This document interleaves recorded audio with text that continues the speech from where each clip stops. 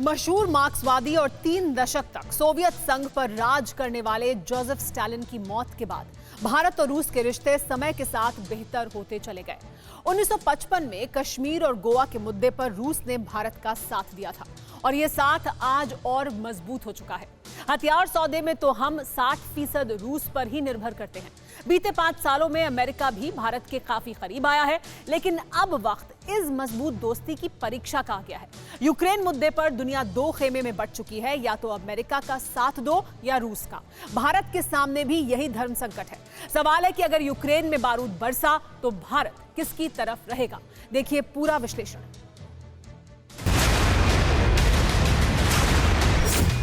Vladimir Putin या Joe Biden, कौन होगा इंडिया का सिलेक्शन?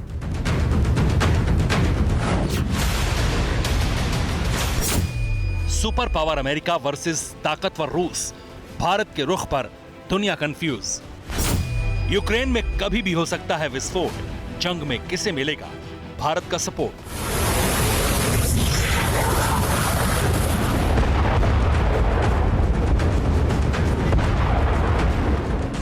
दुनिया भर के 200 देशों में अगर कोई एक खबर रोज ट्रेंड करती है तो वो है यूक्रेन। इस देश की वजह से 2 महाशक्तियां वॉर जोन में उतरने को तैयार है।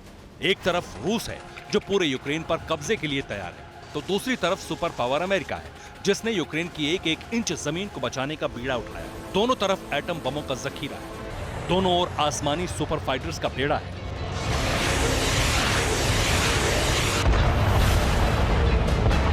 और दोनों तरफ विनाशकारी मिसाइलों का भंडार है।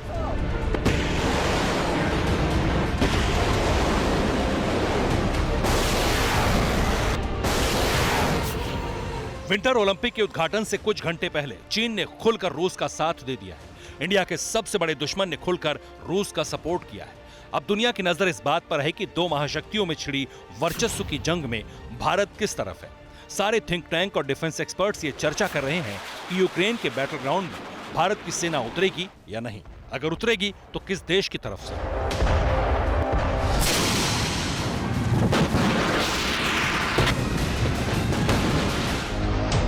तो क्या भारत अपने पुराने दोस्त रूस का साथ देगा या फिर अपने सबसे ताकतवर दोस्त अमेरिका की सुनेगा?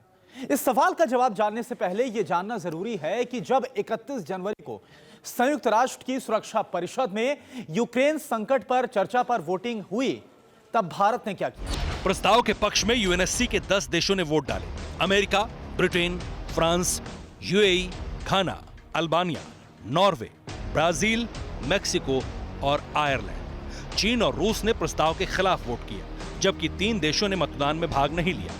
ये 3 देश थे गबोन, केन्या और भारत। अभी भी अगर किसी को यूक्रेन मुद्दे पर भारत का स्टैंड नहीं समझ आया तो संयुक्त राष्ट्र में भारत के राजदूत टीएस तिरुमूर्ति का यह बयान सुनिए।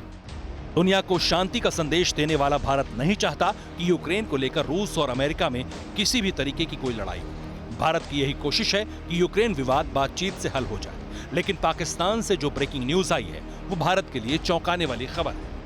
खबर है कि 23 फरवरी से 26 फरवरी के बीच पाकिस्तान के प्रधानमंत्री इमरान खान रूस दौरे पर जा सकते हैं। अगर ऐसा हुआ तो बीते 20 सालों में यह पहला मौका होगा जब पाकिस्तान का कोई प्रधानमंत्री मॉस्को जा रहा हो। खबर यह भी है कि इस साल पुतिन भी एक पाकिस्तानी दौरा प्लान कर रहे हैं।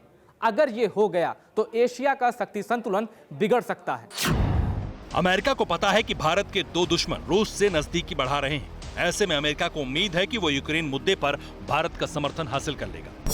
जो बाइडेन के करीबी और विदेश विभाग की प्रवक्ता नेस प्राइड ने तो यहां तक कहा कि अगर रूस ने यूक्रेन पर हमला किया तो इसका असर न सिर्फ यूरोप के पूर्वी हिस्से पर बल्कि भारत और चीन पर भी पड़ेगा।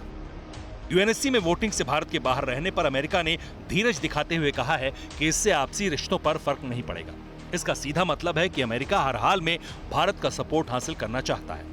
वो ऐसा कुछ भी बोलना या करना नहीं चाहता जिससे भारत भड़क जाए। उधर चीन और पाकिस्तान से पुतिन की नई दोस्ती को भी भारत पर समर्थन देने के दबाव के तौर पर देखा जा रहा है। टाइट रोप वॉकिंग हमारी फॉरेन पॉलिसी को करनी पड़ेगी। एक नॉन कमिटल रिस्पॉन्स भारत का रहेगा, जिसमें भारत कोई भी एक साइड लेता हुआ नजर नहीं आ सकता। इसमें कोई शक नहीं कि रूस भारत का सबसे भरोसेमंद साथी रहा है। 1971 की जंग हो, 1998 का परमाणु परीक्षण हो या 1999 की करगिल वॉर, रूस ने हमेशा भारत का साथ दिया और इन तीनों मौकों पर अमेरिका से भारत के रिश्तों में खटास आई। भारत और रूस के बीच S-400 डिफेंस मिसाइल सिस्टम की डील को लेकर भी अमेरिका ने भारत से अपनी नाराजगी जाहिर की। प्रतिबंध तक लगाने की जो धमकियां हैं वो अमेरिका की तरफ से दी गई, लेकिन इन तमाम धमकियों को दरकिनार करते हुए भारत ने रूस के साथ इस डील को मुकम्मल किया। और इसके बाद अमेरिका को यह बात समझ में आ गई कि न्यू इंडिया के सामने किसी भी तरह की कोई प्रेशर पॉलिटिक्स नहीं चलती है। और इसके बाद अमेरिका ने खुद भारत को अपना सबसे अच्छा दोस्त बताया। वक्त के साथ हर देश की फॉरेन पॉलिसी बदली है। नरेंद्र मोदी ने अपनी कूटनीतिक ताकत से भारत की डिप्लोमेटिक छवि भी बदली है और भारत का तेवर भी बदला है। रूस और अमेरिका दोनों को पता है कि भारत यूक्रेन युद्ध का समर्थन नहीं करता, इसलिए अप्रत्यक्ष रूप से चीन को यूक्रेन संकट में घसीटकर भारत का समर्थन पाने की कोशिश दोनों देश कर रहे हैं। बीते साल 6 दिसंबर को महज 7 घंटे के लिए रूसी राष्ट्रपति पुतिन दिल्ली आए थे। भारत और रूस के बीच 4 बड़ी डील हुई थी। यह दौरा इसलिए अमेरिका और चीन को चुभा था क्योंकि पिछले 2 सालों में पुतिन सिर्फ दूसरी बार रूस से बाहर निकले थे। पुतिन रोम में हुए G20 सम्मेलन में नहीं गए। ग्लासगो में हुए पर्यावरण सम्मेलन COP26 में भी पुतिन नहीं गए। पुतिन ने चीन का एक बड़ा दौरा भी टाल दिया, लेकिन दिसंबर में पुतिन भारत आए। पुतिन का भारत दौरा दुनिया को एक मैसेज था कि रूस चीन को तो छोड़ सकता है पर भारत को नहीं। भारत के साथ प्लस पॉइंट यह है कि वो जिस भी देश के साथ रहेगा, मोरल ग्राउंड और सामरिक शक्ति दोनों के तौर पर वो खेमा मजबूत होगा। इतिहास बताता है कि अमेरिका के मुकाबले रूस भारत का अच्छा मित्र रहा है। रूस के खिलाफ जाना भारत के लिए मुश्किल होगा। दूसरी ओर क्वाड का सरदार और दोस्ती का नया अध्याय लिखने वाला अमेरिका है, जिसके साथ होने का मतलब है दुनिया में अजेय रहना। भारत के सामने धर्म संकट है, यूक्रेन मुद्दे पर किसका साथ दिया जाए, लेकिन देश को उम्मीद है कि अपनी कूटनीति से कई जटिल मुद्दों को साध लेने वाले प्रधानमंत्री मोदी इस बार भी इस दुविधा का हल जरूर निकालेंगे। Bureau report, TV9 Bharatvarsh. अड़ी सोमवार से शुक्रवार शाम 6 बजे सिर्फ TV9 भारतवर्ष पर।